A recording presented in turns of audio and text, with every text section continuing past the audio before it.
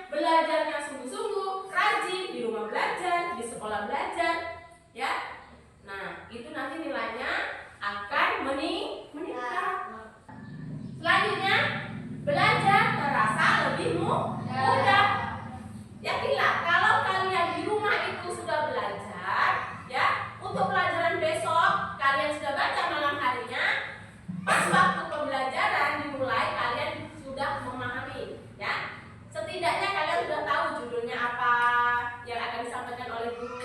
Nah, nanti ditanya gurunya, judulnya apa? Bisa menjawab. Tapi kalau tidak kita baca pada waktu malam harinya, kita tidak tahu, ya.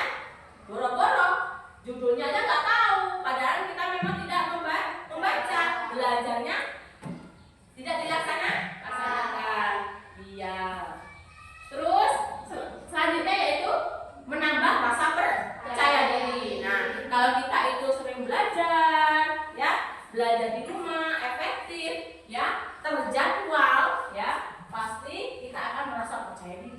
Nah, kalau di sekolah kita ya gurunya, saya bisa menjawab. Coba kalau tidak belajar, bingung ya, mau menjawab nanti takut salah. Karena apa?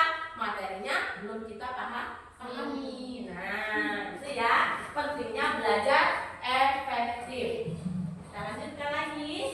Nah, di sini ada caranya, Nak. Cara belajar efektif. Nah, yang pertama apa itu? Belajar dengan teratur. Seperti yang Ibu katakan tadi, kita belajar harus teratur. Jangan 2 minggu sekali baru belajar, ya. Nah, yang kedua yaitu membuat jadwal belajar, ya. Nanti kita akan berlatih membuat jadwal belajar, ya. Nah, selanjutnya mengulang pelajaran di rumah.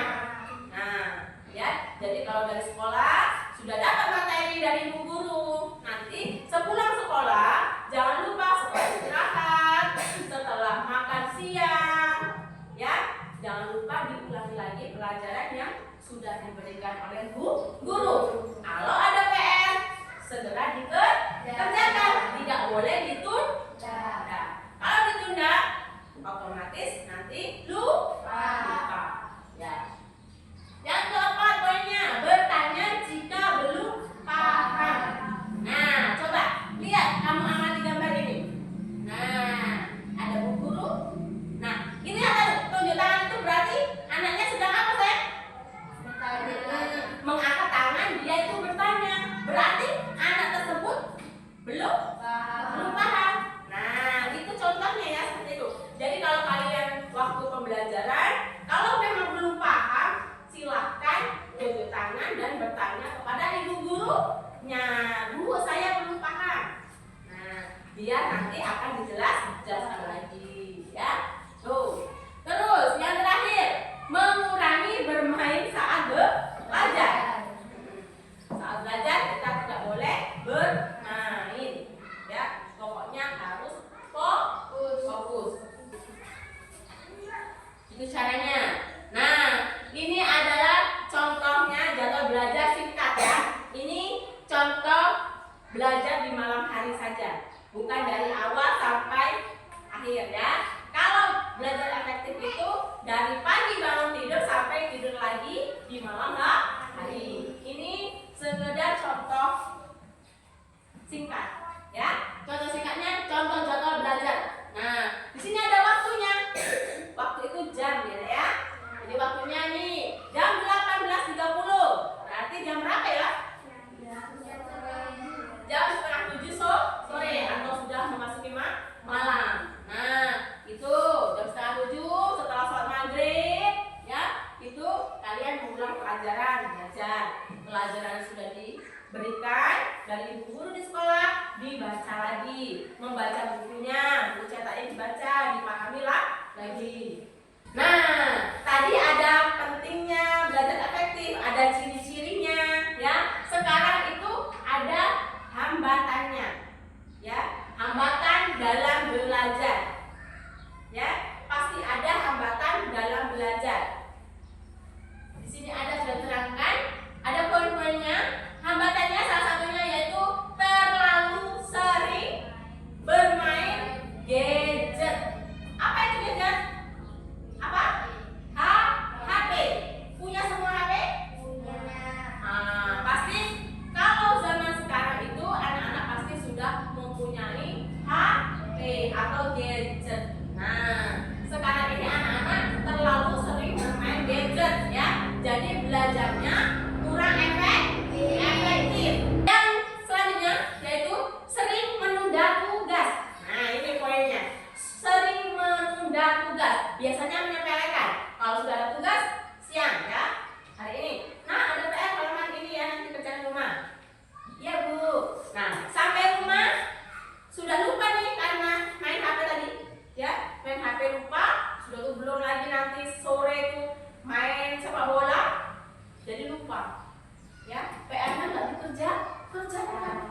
besok baru ngumpulnya, main aja. Nah, itu contohnya menunda tuh tugas itu tidak boleh. Ya. Selanjutnya, apa itu? Belajar sambil menonton TV. Bisa nggak kalau menonton televisi sambil belajar? Kira-kira paham tidak? Masuk tidak ke otak kita?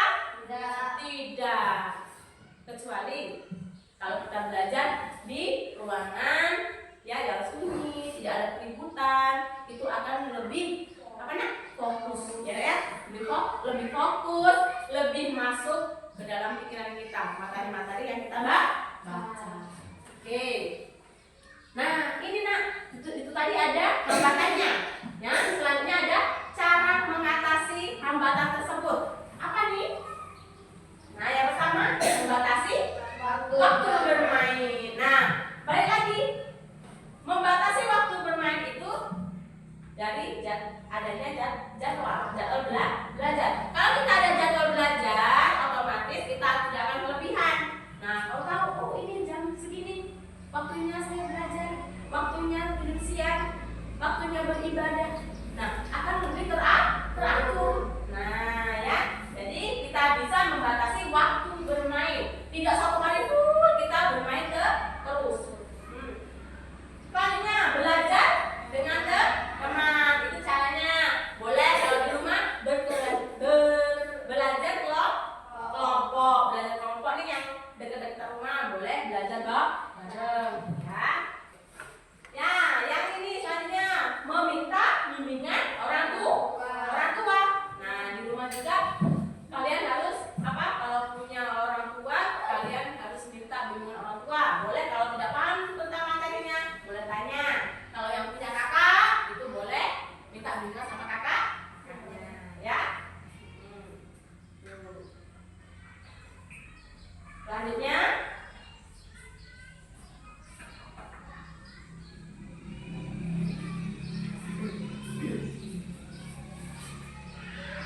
nah, itu tadi ya. Sekarang coba ibu tanya dulu. Setelah ibu menjelaskan materi-materi tadi, apa yang kalian rasakan? Senang. Kalian sudah tahu bagaimana belajar efektif ya. Nah, sekarang ibu minta kalian berdiskusi untuk membuat jadwal belajar sederhana ya, untuk strategi belajar efektif. Silahkan untuk berdiskusi dengan temannya, tulis di buku masing-masing ya, di kertas, atau nanti ibu suruh